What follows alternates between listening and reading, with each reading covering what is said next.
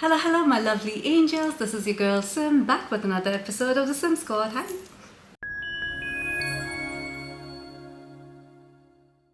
So I have a stack of perfumes, which I'm not going to show you because I want to keep my image on the internet intact.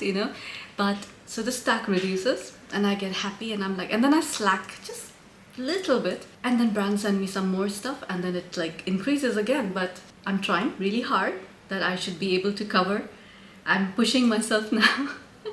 And of course, with my ADHD and everything I've been taking recently, I'm very open with you guys about this. I've started taking medication for it.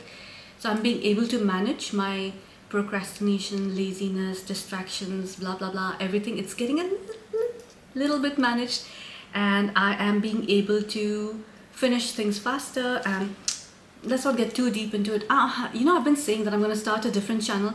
By the way, I've opened the channel. It's online, but there's no video. It's called Being Simi. Don't follow or don't follow. It's up to you. But there's nothing over there to look at. It's just an image. That's it, So I created that so that, all these diversions I have and these detours I take, and the more I like to talk about stuff, I was like, that'll be the perfect channel to actually showcase a little bit more about myself, since I'm so open. I'm like a book. It's like, look at me, So that was supposed to be a channel that would be more of things I do on daily basis, the products I use, just chit chat about stuff, like mental health, consumerism. Clearly I'm affected by it, things like that, which would give me more pleasure. Okay, I'm not saying that this does not, it does, but that would be more personal. Let's just say that would be not to make money, honestly. That would be to actually connect more with like-minded people and be able to, somehow it helps me to be online and talk. I don't know, it's like a weird thing, but as long as it's not in front of a large crowd, I'm good. So today I have 5 more, and I'm in my quest to, like I said, finish my hauls. Insanely enough, I've still been purchasing perfumes, which I should not till I finish my hauls, but I'm greedy like that. And I like to, I even purchased some perfumes which was like, I wanted to make like this Western Wednesdays, which I've been dreaming about and talking about for the longest time with you guys. Never managed to do it. So I started collecting perfumes now that were perfumes I used to use in the 2000s to 2010s, younger Simin, much younger Simin, what I used to wear and stuff. And those are very cheap now to purchase. So I got some of those and it's just been lying there catching us in the stack, So yeah, let me just start without detouring too much. I'm going to start with Aurum Elixir by Ajmal. I already made a short for this, if I'm not mistaken. Oh yeah, I had done this creative thingy and everything. So this was sent to me. Guys, today all the perfumes are sent to me. Because I have some new followers, subbies, friends over here who are not yet my friends, so they might have a little bit of distrust towards me. Just know, I can only assure you, but it's up to you to trust me or not. But I will always give you my honest opinion about perfumes, right? So I'm starting with the Aurum Elixir. So they already have an entire Aurum collection, and they have the OG Aurum, and now they have released the Elixir version. The bottles are always like this. It has this, oh my gosh, look at that. There's something in there. Like when this bottle actually empties, I'm gonna open this and see what's inside. It's a spot, looks like potpourri of kind, and all their bottles have like different things that they've put inside. Some of them have wood chips, like cotton and something else. This one has like some violet flowers and then some golden flowers. Anyways, a little bit about this perfume. Fruity Floral Gourmand, unlisted. It retails for $58 for a 75 ml. Ajmal is a pricier brand, just remember that, guys. Their perfumes are like good quality, that's all I can say. This is their own creation. All I can say, it kind of smells, again, perfumey, a little vintage. Top notes: blackcurrant, strawberry and bergamot. Yeah. Middle notes are jasmine, caramel and cashmere, and the base notes are vanilla and patchouli. You can definitely smell the blackcurrant in the opening, which is gorgeous, with that fresh strawberry and bergamot combination. I would love to think that it would go towards Dior Miss Cherie, which was like one of my favorite old perfumes, and now I have the Ahmad Al Maghribi Cherry perfume, which is very close, but it's not. There's something in the opening that is that fresh strawberry and bergamot together, but the black currant over here is dominating the opening. And then you have your jasmine, caramel and cashmere. To be honest with you, the caramel is just adding a little bit of warmth and thickness, but it's not a caramel in the traditional sense or a photorealistic caramel. But the jasmine over here is very, very prominent, along with that cashmere, which is again giving a lot of silky warmth. Then in the base you have vanilla and patchouli. Patchouli, like every old school perfume, let's not call it old school, let's call it 2000s perfumes, you know. Those had this kind of patchouli where it would not be too overwhelming, but it would add a little bit of something. The entire perfume is very perfumey, except for the opening, which is very distinctively like those fruity notes. But the rest of it, like, ultimately just becomes a concoction of a perfume that you can't individually detect notes of. It's a confident perfume that's not trying too hard to do something. It is not unique for sure. You feel like you've smelled bits and pieces of it in different perfumes. In the dry down, the jasmine, the florals, the white florals, you know, those dominate. Although they've just said jasmine, it's more of a white floral accord that comes in, along with that little patchouli and the reminiscent of those fruity fresh openings. And then you have a little bit of like this ambery musky thing going on, which is not listed over here, which is very typical of Ajmal perfumes.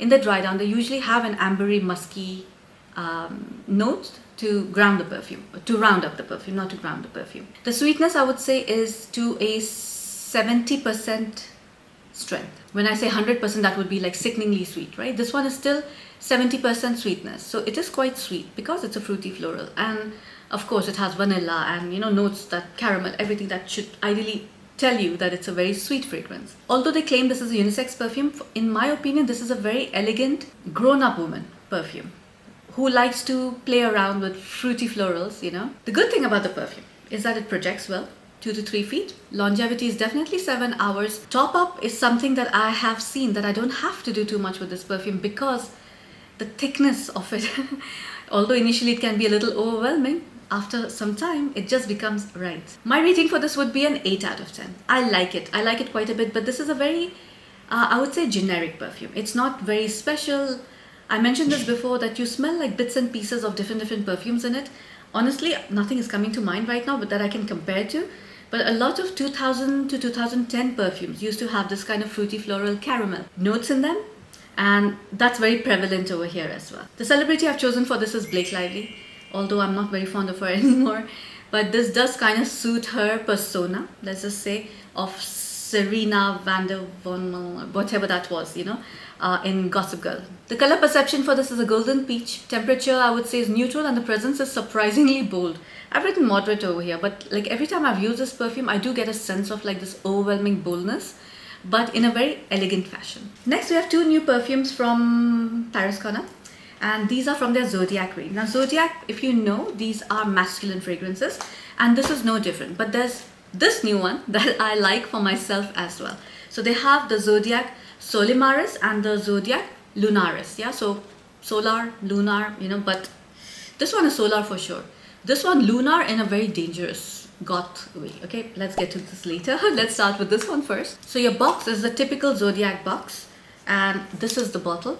All the Zodiac bottles look the same, but this bottom part is a different color and the metal is usually different. Now, Solmaris smells like Issimiake's L'Isle d'Issy. I don't know how to pronounce French, but that's how it spells as. The top notes for this are ginger and sea salt, middle notes of aquatic notes and algae, and the base notes of vetiver, cedarwood and oak moss. Oh man, this is a beautiful fragrance. You know what, like I get tempted to wear this myself, but this is a very solar seaside kind of perfume which usually suits a man more. This is not listed on Fragrantica yet. This retails for $35 for 100 ml. It opens with a blast of marine freshness, but the sea doesn't feel hot, it feels cold. It feels like the breeze that you get from the sea. I'm talking about the opening right now. So you have your marine notes, you have that sea salt note as well, but you have like this very herbal ginger, and there's something else that's there which is aromatic. Maybe it's just the ginger that's reminding me of an aromatic, but I feel that there's some sort of maybe mugwort, the Artemisia. It's salty, sea breeze fresh, sea water, algae, your spicy ginger with that Artemisia aromatic, And then in the dry down, you have that oak moss and vetiver with that cedar wood, which gives it like earthy, but like an airy earthiness, but also vetiver and cedar wood, which is grounding the perfume with the woody notes. The more it dries down, the more grounded it feels, the more earthy it feels. So it does kind of feel like how a seabed would smell like. Doesn't sound very good when I say it like this, but imagine a aromatic seabed, a nice smelling seabed, you know. It's when you're seeing the coral reefs and everything, and you know that freshness that you feel. And if the water was not warm and if it was cold, and when you come out of the sea, the cool breeze is touching your skin and you start smelling a certain way. That is the sea note that I'm getting from this. This is a very, very cool scent. It smells chilly. For people who like minimal summer scents, marine ones, which are clean, fresh, with some grounding elements to it, you will like Solmaris a lot. Is it Solmaris or is it Solmaris? It's Solmaris. I'm so sorry. Have I been calling it Solmaris? It's Solmaris, yeah? Definitely masculine. Daytime during summer. This is not even a spring perfume. No Middle Eastern vibe. The projection is around 2 to 3 feet. Unfortunately, the longevity for this is like 6 hours, pushing 7 hours. You definitely need to top off this perfume during the day. My rating for this is a 7 out of 10. I like it. But, you know, the marine fragrances kind of, like, they all kind of merge into each other. There was one distinct one by Paris Corner, which was the autobiography Sea Breeze, I think it was called. That one, I loved it a lot because that stuck out a little bit from the rest of these marine sea breeze kind of perfumes. The celebrity, I wanted somebody like Scandinavian or like somebody at least from like north of some country, and I chose Cillian Murphy for this one. He gives me the chills sometimes, you know, his stare, his everything about him is a little cold, and that's exactly how this perfume smells like. The color perception is ice blue. The temperature for this, of course, it's not even cool, it's cold, and the presence is moderate. You would expect a perfume like this to smell a little mild, but this one is, it's a decent projection. Now the next one, which I'm excited about, this is the Lunaris. Now this is the same bottle but with different metal and different color. That's the bottle. All the bottles are the same of the Zodiac range. This one is very, very different from the Solmaris. This one smells dark gothic, exactly the vibe you're getting from this bottle. Why? Because it smells of Oud Cadenza. Now, Oud Cadenza, I have one from French Avenue. I forgot the name for it. The Coco Morado. This one is a more serious, a little villainish version of the same perfume. Oriental Woody, not listed yet. $30 for 100 ml. That's nothing. These two are $30, $35 for 100 ml. Top notes are cardamom, cinnamon, nutmeg, and liquor. Middle notes of leather, amber, cashmere, wood, and nutty notes. And the base notes are patchouli, vanilla, benzoin, musk, and oud. So when I read the name, when I saw the bottle, I don't know why, I don't know what I was expecting out of a lunar scent, you know. But this one is like a lunar scent, like full moon. I want to say not even vampire vibe. This is giving goth werewolf vibe. And this is definitely a leather bomb. This is a very crude, raw perfume. It has very animalic notes, which is why I'm going towards werewolves instead of vampires. Your oud and leather are very, very prominent in this. Opening, you have your beautiful spices. They're cool, they're nice, they linger for some time. So you have your cardamom, cinnamon, nutmeg, with a little bit of liquor. It's quite linear, to be honest with you. In the opening, yeah, you get a little bit of that nice spicy opening freshness, but it transforms within seconds where you start smelling the leather, you start smelling oud, patchouli, woods. Like there's so many notes that just come in like a bomb. So those opening boozy sweetness slightly with those spices transitioning to a very animalic, earthy, woody perfume. But somehow, once everything dries down, it becomes smooth. In the opening, it'll be a little bit of a challenge because everything hits you like a bomb. And if you go into this blind buy and go into this without understanding what it smells like, if you did not know it resembles Oud Cadenza, you would, like me, I didn't expect that because when I got this bottle, there was no indication of what this perfume would smell like, and I had not gone through the notes at that time. I go through the notes when I'm making notes for it, right? So when I first smelled it, it like, wow, I was so surprised. I was like, that's not what I expected. Now, as it settles down, vanilla, musk, a little bit of nutty notes. Like this is like where like cashmere, and this is where everything is getting a bit more smooth, silky, and all the other notes are like settling down like dust. So you enter a storm and everything was like, you know, and then the dust settles down and then there's a nice scent around you. It smells like that. It smells like you just came out of a storm and everything is settling down now and everything is so beautiful and calm and peaceful. Somehow it reminds me of the night with werewolves and something mysterious in the woods with the full moon out, you know. I must, however, implore the importance of the next words which are going to come out of my mouth. This is not a safe blind buy. You need to test this perfume, because even for people who enjoy absolutely raw animalic perfumes, this could be a bit challenging. This is unisex for sure, but like, actually I should not say unisex. I should call this a very masculine fragrance, because it definitely is a masculine fragrance. I will use this, but I will use this in combination with like some other perfumes. So this will be my layering to add dark gothic vibes to any other perfume that I like.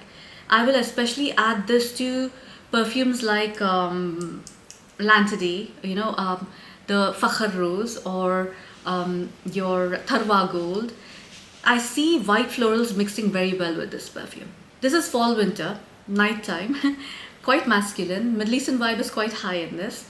My rating for this is a 10 out of 10. These are kind of perfumes that I really enjoy, even if I don't wear it all the time. I see like a lot of potential in it. The celebrity, the only person I could think of was Sauron. I've been following Rings of Power for some time, yeah. And Charlie Vickers, although he played the perfect Sauron, this is not that Sauron. This is the Sauron from Lord of the Rings, yeah, when you could only see his aura, yeah. The color, this color is apt. It smells like this. Maybe a little bit more. Actually, no, this is the perfect color because it is dry. It feels matte and somehow like dark villainous. That's why from the beginning I told you it smells a little villainous. The temperature is warm and the presence is very, very bold. Now I have two perfumes from Riffs, which I am excited about because first of all, the packaging was like top notch. This is called Fleurie Emerald and Fleurie Violette. Now when I read Violet, I was like, you know me, Iris, Violet, Oris, you know, like those powdery candy violet notes. They normally don't sit well with me. You know what, actually, let's start with Emerald first, yeah? So that's the box, of course. Beautiful. Look at that. Kind of reminds me of the Bouquet collection from Afnan, where they have like this background thing going on and it kind of gives you the story of the perfume. Be very careful when you're taking out this perfume because mine was stuck. I had to take out this entire thing from inside and then push it forward. It comes with the notes and everything as well. As a matter of fact, I'll take that out. Now this perfume is a aromatic gourmand. You will get that Lyra DNA somewhere in the background, but with tons and tons of aromatics, yeah?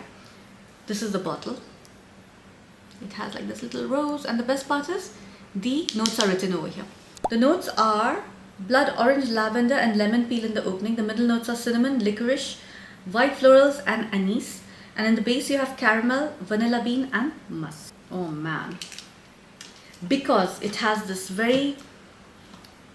see, my mouth watered a little bit because the citruses are citrusing over here, like hard. It's citrusing quite hard. For me, this is like gourmand done right. For me, this is... you gave it so much of a twist, especially for the time of release, right? This is like summer, peak summer in Dubai. It's going up to 50 degrees Celsius right now outside. So we need something, even because people like me who love their vanilla perfumes.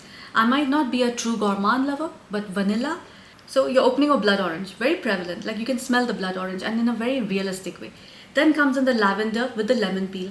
So the lavender feels like your lavender, your regular, absolutely how you're imagining your lavender smelling like right now, with that bitter lemon peel. No, the thing that hurts you. This stays for a good 30 minutes, you're opening. It transitions, but transitions very, very slowly. In the middle, you start getting your cinnamon, licorice, white florals and anise. Getting a bit more interesting because anise, you can mess it up like real bad, right? But in here, it's adding a little sweetness with the aromatic of the anise. And you have your licorice, which is usually a note I don't enjoy, but in this, it's barely noticeable. Mostly what you have in the middle is the white florals mixed with your cinnamon and that anise aromatic. In the base, you have that much needed caramel, vanilla and your musk, so that the perfume actually starts transitioning into a gourmand perfume. But I can't stress enough that it takes a very long time for it to actually reach that base. So it's a nice way of enjoying the perfume journey where you get like these very nice citruses that you can almost taste in your mouth. And then you have your interesting aromatics, which are not your common generic ones that you use, your usual sage and lavender combination.